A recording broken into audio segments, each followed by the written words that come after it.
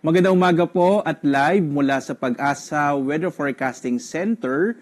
Narito na ang lagay ng ating panahon ngayong araw ng linggo, December 21, 2025. Makikita natin sa ating latest satellite images, wala po tayong minomonitor na low pressure area sa loob at labas ng Philippine Area of Responsibility. Pero makikita nyo pa rin yung mga kaulapan na magdadala ng mga pag-ulan. Ito po ay dulot ng easterlies sa malaking bahagi dito sa may eastern section ng ating bansa. Inaasahan din natin na yung shear line ay muling makakaapekto within the day, particular na sa Cagayan at Isabela, na maaaring magdala ng hanggang malalakas sa mga pag-ulan. Muli po, mag-ingat pa rin sa mga posibilidad ng mga landslides and flash floods, lalong-lalo na dito sa may area po ng eastern section ng Northern Luzon, yung Cagayan at Isabela, dulot nga po yan ng posibleng epekto ng shear line. Magiging maulan pa rin sa malaking bahagi ng Kabisayaan at sa may silangang bahagi ng Mindanao, na dulot din po yan ng easterlies. Muli po, mag-ingat po sa mga posibilidad ng mga landslides and flash floods sa mga nabanggit po na lugar. Mapapansin naman natin sa iba pang bahagi ng ating bansa,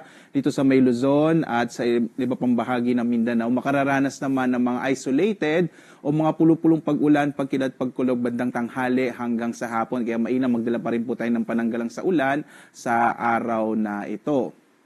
At dito nga sa Luzon, makikita po natin na ang posibilidad pa rin ng hanggang sa malalakas sa mga pag-ulan dito sa may silangang bahagi ng Luzon. Itong Cagayan at Isabela, makakaapekto yung shear line, maaaring magdala ng hanggang sa malalakas na mga pag-ulan. Gayon din sa may Aurora, Quezon, Bicol Region at Mimaropa. Ito ay dulot naman ng easterlies. Samantala, umiiral pa rin ang hanging amihan at inaasahan nga natin na sa mga susunod na araw o hanggang bukas ay lalakas muli itong amihan at magdadala ng mga pag-ulan, partikular na sa may lugar o sa may lalawigan ng Batanes. Sa nalabing bahagi ng Luzon, kasama na dyan yung Metro Manila, makararanas pa rin ng mga isolated o pulupulong pag-ulan, pagkinat, pagkulog sa dakong hapon hanggang sa gabi. Sa may area ng Ilocos Region, mas maliit naman yung posibilidad ng mga pag-ulan. Samantala, yung agwat ng temperatura natin sa Lawag na sa 23 to 33 degrees Celsius, sa Baguio 16 to 23 degrees Celsius, sa Tuguegarao 23 to 28 degrees Celsius, habang sa Kamaynilaan nasa 23 to 31 degrees Celsius, sa Tagaytay 21 to 29 degrees Celsius, sa Legazpi naman 23 to 29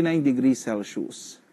Dumako tayo sa Palawan, Visayas at Mindanao. Sa Palawan, inaasahan din natin ang maulap na kalangitan na may kalat-kalat ng mga pag-ulan, pagkilat, pagkulog.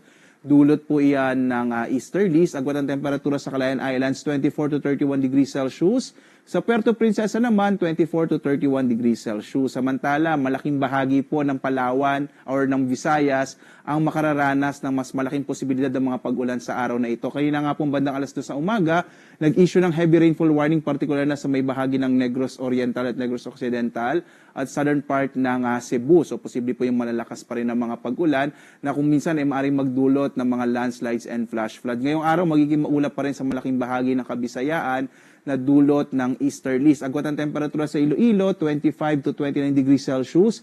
Sa Cebu naman, 25 to 30 degrees Celsius, habang sa Tacloban, 24 to 30 degrees Celsius. Ang silangang bahagi naman po ng Mindanao ay makararanas din ng mga pag-ulan sa araw na ito. Yung area ng Dinagat Islands, Surigao del Norte, Surigao del Sur at Davao Oriental ay makararanas ng mga kalat-kalat na mga pag-ulan. Sa nalabing bahagi ng Mindanao naman, mga isolated o pulupulong pag-ulan, pagkilat, pagkulog ang mararanasan. Agwat ang temperatura, Zamboanga City, dito ay 23 to 31 degrees Celsius. Sa Cagayan de Oro naman, 24 to 31 degrees Celsius, habang sa Davao, nasa 25 to 32 degrees Celsius. Sa lagay ng ating karagatan, wala pa tayong nakataas na gale warning, pero posible pong mag-issue ng gale warning sa araw na ito dahil inaasahan nga natin itong paglakas ng hanging amihan. Sa ngayon po, maalon ang karagatan sa may bahagi na extreme northern Luzon, habang dito sa ilang bahagi ng Luzon ay katamtaman hanggang sa maalon ang magiging lagay ng karagatan. Sa ibang bahagi na ating bansa, banayad hanggang sa katamtaman ang magiging pag-alon ng karagatan. Mag-ingat pa rin po kapag mayroong mga thunderstorms sa kung minsan nagpapalakas ng alon ng ating karagatan. Narito naman ating inaasahang magiging lagay ng panahon sa mga susunod na araw. Hanggang araw na po ito ng Pasko. Bukas hanggang Martes ay inaasahan pa rin natin ang mga pag-ulan dito sa may silangang bahagi ng ating bansa dahil sa epekto or sa mga epekto po ng shear line at ng easterlies. So asahan pa rin na magiging maulan dito sa may eastern section ng ating bansa.